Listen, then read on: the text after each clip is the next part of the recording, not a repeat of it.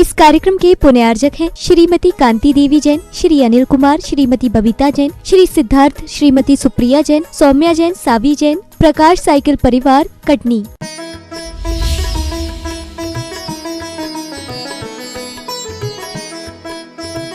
भगवान महावीर स्वामी के सिद्धांतों में तीसरा सिद्धांत अपरिग्रह का है। किसका है तीसरा सिद्धांत? अपरिग्रह का है।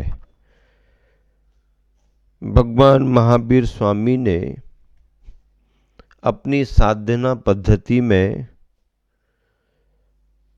स्वाश्रित आत्माश्रित साधना की है। साधनों को उन्होंने रखा नहीं। साधना संपन्न उनका जीवन रहा है। उनके प्रमुख सिद्धांतों में अपरिग्रह भी आता है। परिग्रह का अर्थ संग्रह है, और जो भी वस्तुओं का संग्रह होता है वह मोह के परिणाम से होता है। व्यक्ति किसी भी वस्तु को ग्रहण करता है तो उसमें उसका राग, मोह, आसक्ति आदि का परिणाम तो होगा ही होगा। बिना इसके किसी भी वस्तु को कोई ग्रहण नहीं करता है। जो हमारे को सब तरफ से घेर ले, पकड़ ले, जकड़ ले, परवश करे, पराधीन बनाए, वो है परिग्रह। क्या है? वो है परिग्रह। ग्रहों से आप परिचित हैं। ग्रहों के विपरीत प्रभाव से भी आप परिचित हैं। लेकिन आचार्य महाराज कहते हैं कि ग्रहों की परेशानी तो सभी जानते हैं, परिग्रह की परेशानी जानते कि नहीं जानते? परिग्रह भी एक बहुत बड़ा ग्रह ही है जो तुम्हें बाधित भी करता है और प्रभावित भी करता है। तो ऐसे ग्रहों में परिग्रह को भी ग्रह मान करके उसकी शांति का उपाय कौन करता है? ग्रहों से परेशान होकर के अनिष्ट निवारण के उपाय तो दुनिया करती है। कोई कहता 7.5 चल रही, कोई कहता शनि परेशान करता है, कोई कहता ये है, कोई कहता वो है। सब तुम्हें परेशान कर रहे हैं। परिग्रह तुम्हें परेशान कर रहा कि नहीं कर रहा? आप कहोगे महाराज परिग्रह को तो हमने ग्रह माना ही नहीं, वो तो जितना मिले उतना अच्छा है, और अगर कमी है तो पूर्ति के लिए दिन रात 24 घंटे लगा है आदमी। अरे भैया, परिग्रह को भी तो एक बार ग्रह मान लो और उससे भी पिंड छुड़ा लो। क्या छुड़ा लो? पिंड छुड़ा लो, उससे भी छुटकारा पालो। ऐसा परिग्रह धन पैसा को आदि लेकर प्राणी के काम आने वाली तमाम वस्तु सामग्री परिग्रह की कोटि में आती है। क्या क्या आ जाते हैं? क्षेत्र, वास्तु, हिरण्य, सुवर्ण, धन धान्य, दासी दास, कुप और भांड, ये सब 10 प्रकार के परिग्रह हैं जिसको जोड़ करके व्यक्ति रखता है। लोभ कसाय के कारण संग्रह वृत्ति होती है, और लोभ कसाय बड़ों बड़ों में तो है ही, छोटे छोटे प्राणियों में भी है, और एकेंद्रीय आदिक 5 स्थावरों में भी है, सभी में पाई जाती है। तो धन पैसा को आदि लेकर प्राणी के काम आने वाली तमाम वस्तु सामग्री परिग्रह की कोटि में आती हैं। ये वस्तुएं हमारे जीवन को आकुल व्याकुल और भारी बनाती हैं। सामग्रियां, वस्तुएं क्या करती हैं? परिणाम को, जीवन को आकुल व्याकुल करती हैं और भारी भी बनाती हैं। देखो ना, एक तरह से देखा जाए तो परिग्रह वजन ही है, और वजन हमेशा नीचे की ओर ले जाता है। परिग्रह को क्या कहा अपन ने? वजन, भार। और अगर कहीं पर भार हो तो वो वजन परिग्रह कहाँ को ले जाएगा? नीचे की ओर ले जाता है। तराजू का वह पलड़ा जिस पर वजन ज्यादा हो स्वभाव से नीचे की ओर जाता है। ठीक इसी तरह से यह परिग्रह मानव जीवन को दुखी करता है और संसार में डुबोता है। संसार के सागर में क्या करता है? डुबोता है। डूब जाओ। भगवान महावीर ने कहा, या तो परिग्रह का पूर्णतः त्याग करो। क्या? या तो परिग्रह का पूर्णतः त्याग करो और त्याग करके तपस्रण के मार्ग को अपनाओ। या तो परिग्रह का पूर्णतया त्याग करके तपस्रण के मार्ग को अपनाओ, अथवा पूर्णतः त्याग नहीं कर सकते तो कम से कम आवश्यक सामग्री का ही संग्रह करो। घर में रहने वाले गृहस्थों के लिए भी ये संदेशा हो गया। क्या संदेशा हो गया? या तो पूरा छोड़ दो, और पूरा नहीं छोड़ पा रहे तो आवश्यक का ही संग्रह करो, अनावश्यक का संग्रह मत करो। अनावश्यक अनुपयोगी सामग्री का तो त्याग कर ही देना चाहिए। जो अनावश्यक है, अनुपयोगी है, उसका त्याग अवश्य ही कर देना चाहिए। लेकिन क्या बताएं, मनोवृत्ति कैसी बनती है? आवश्यक तो जोड़ जाड़ करके रखेंगे ही रखेंगे, अनावश्यक वस्तु को भी अलग करते नहीं बनता लोगों से। फटे पुराने कपड़े, टूटे फूटे बर्तन, ये वो सामान अचरा कचरा, उसको भी फेंक नहीं पाते हैं। अरे रखे तो रहो, रखे तो रहो, रखे तो रहो, कभी काम आ जाएंगे, कब काम आ जाएंगे, अभी तक 5 साल से तो काम नहीं आया, अब और कब काम आएंगे, नहीं नहीं रखे तो रहने दो। ये केवल मूर्छा का परिणाम है, और मूर्छा के उस परिणाम के द्वारा ये व्यक्ति उपयोगी को तो रखता ही रखता है, अनुपयोगी सामग्री को भी, अनुपयोगी साधनों को भी, अनुपयोगी वस्तुओं को भी खूब गृद्धता पूर्वक, आसक्ति पूर्वक बांध करके रखता है, रखे रहता है, फेंकता ही नहीं। अरे भाई, आपने बहुत उपयोग कर लिया, अब जीर्ण शीर्ण होने की स्थिति आ गई, तुमने नया भी खरीद लिया, अब नया खरीदना तो पुराना अलग कर दो ना। नहीं नहीं रखे रहो, कभी काम आ जाएगा, कभी काम आ जाएगा, न कभी काम आता है और परेशान तुम होते रहते हो। तो अनावश्यक अनुपयोगी सामग्री का तो त्याग ही कर देना चाहिए। आवश्यक में भी सीमा दर सीमा करते जाएं, यही अपरिग्रह का आचरण है। आवश्यक में भी सीमा दर सीमा कम करते जाएं, यही अपरिग्रह का आचरण है।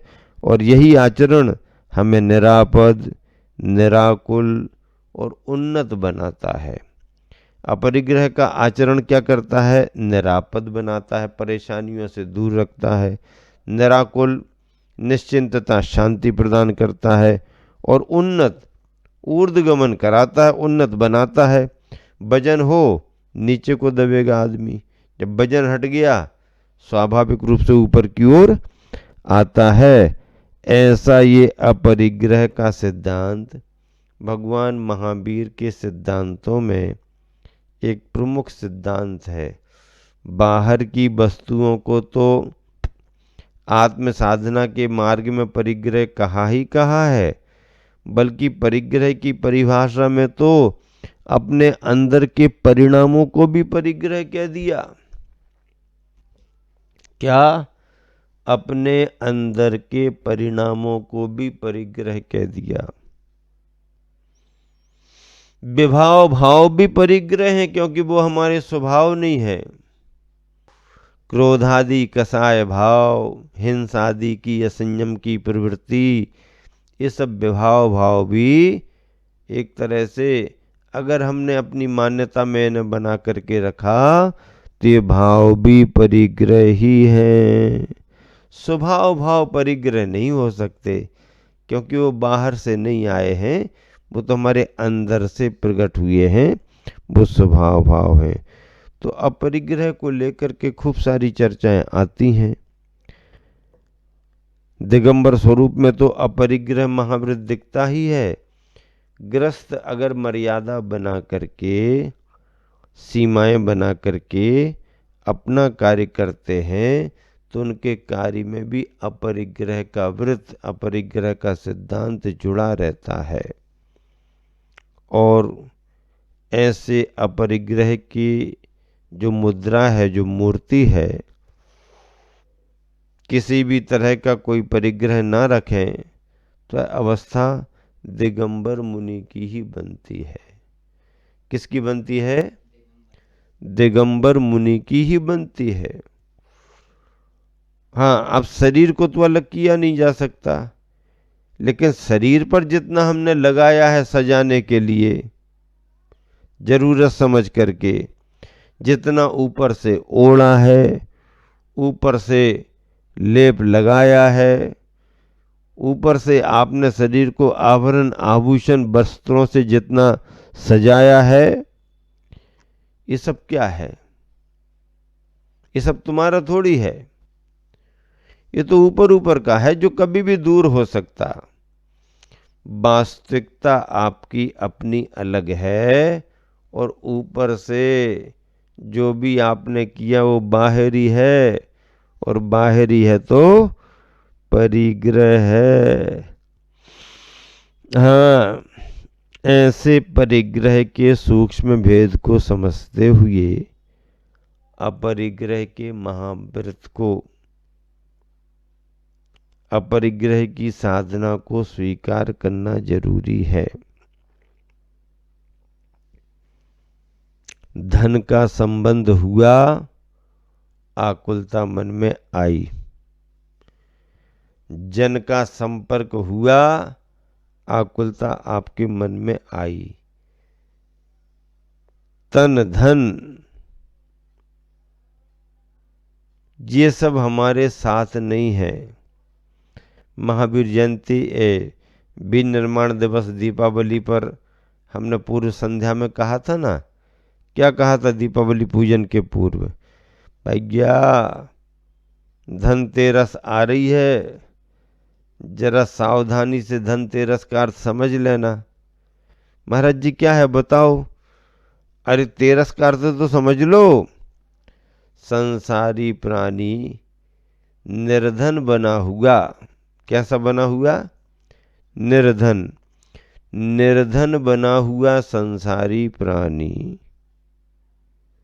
धन धन करते करते अपना निधन कर लेता है। क्या? निर्धन बना हुआ संसारी प्राणी हाय पैसा, हाय पैसा, हाय पैसा, धन धन करते हुए अपना निधन कर लेता है। और समयसारी प्राणी, आत्मा का अनुभवी प्राणी धन की चिंता नहीं करता, ज्ञान की लक्ष्मी की भावना करता है, और वह समयसारी साधक शुद्धोपयोग में रहने वाला बाहर की विभाव सामग्रियों को नहीं चाहता, अपनी स्वभाव सामग्री पर केंद्रित होता है, और धन की चिंता छोड़ करके महावीर भगवान ने जैसा धन रूप समोसरण रूप धन छोड़ दिया, निश्चिंत हो करके आत्म ध्यान करते हुए, जैसा भगवान ने केवल ज्ञान और निर्वाण पाया, ये समय सार का रसिया, समय सार का रसिक ऐसे ही क्या बार बार बार बार बार बार ध्यान को धन्यता को, ध्यान को धन्यता को, ध्यान को धन्यता को स्मरण करते हुए अपने जीवन को परम निर्वाण से जोड़ करके धन्य कर लेता है। किससे जोड़ करके धन्य कर लेता है? परम निर्वाण से अपने को जोड़ करके धन्य कर लेता है। तो तुम लोग भी महावीर भगवान के निर्वाण से संबंध रखने वाली दीपावली पर, उसके पहले धनतेरस पर, 14 पर धन धन के संग्रह करने में ही धन्यता महसूस मत करो। धन धन धन धन समोसरण भी मिला तो धन धनाधन, धन धनाधन। अरे भैया, तेरस धन्य नहीं रही,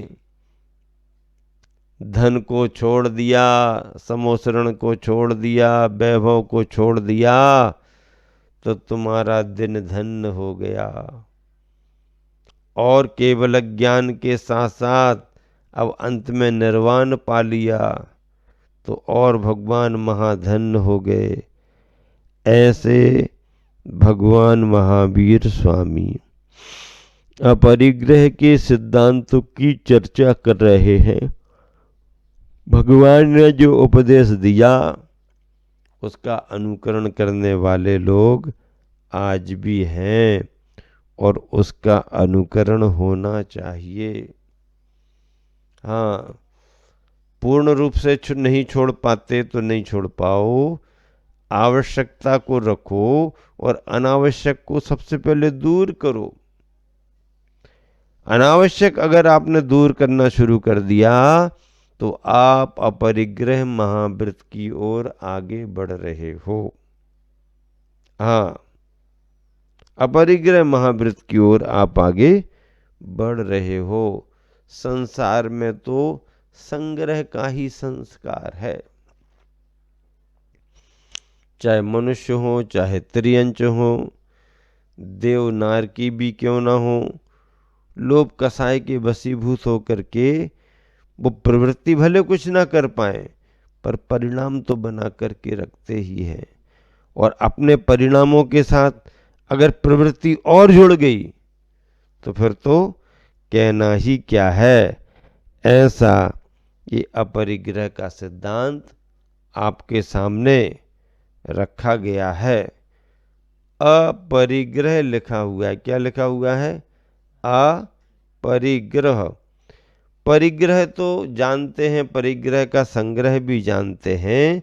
तो जहाँ पर वस्तुओं का संग्रह नहीं और वस्तुओं को पाने की भावना भी नहीं, उसकी इच्छा भी नहीं, उसके प्रति भाव लगाव नहीं, ऐसे वो परिणाम अपरिग्रह महाव्रत के परिणाम माने गए हैं। और उस अपरिग्रह महाव्रत को आप सभी स्वीकार करें। अपरिग्रह के सिद्धांत को भगवान महावीर स्वामी ने सभी के लिए व्याख्यायित किया।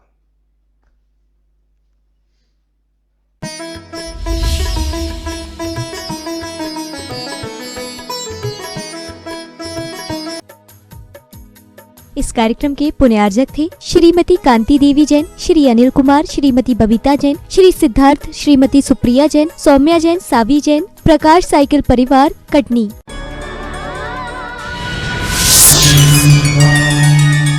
10 वर्ष के लंबे अंतराल के